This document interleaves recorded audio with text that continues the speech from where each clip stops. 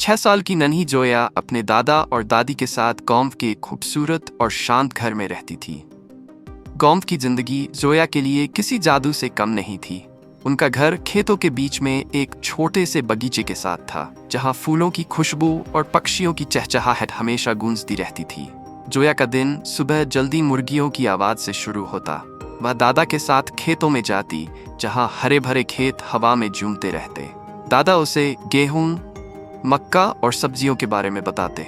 जोया शौक से उनकी बातें सुनती और कभी कभी अपनी छोटी सी टोकरी में फल और सब्जियां भी इकट्ठा करती। दादी के पास कई जानवर थे, जिनमें गायें, बकरियां और मुर्गियां शामिल थीं। लेकिन जोया को सबसे ज्यादा खुशी उनके 2 खास जानवरों से थी। एक प्यारा सा गधा जिसका नाम ब्लू था और एक खूबसूरत ज़ेब्रा जिसका नाम रानी था।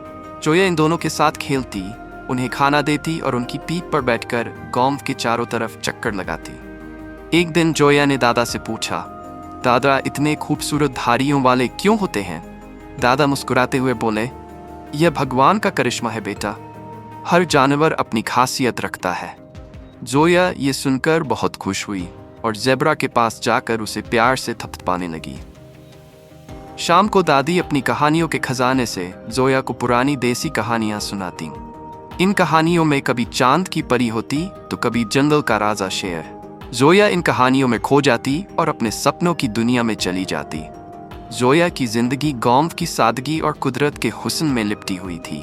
वह खुश रहती, हर दिन कुछ नया सीखती और अपने दादा दादी की मोहब्बत में बड़ी हो रही थी।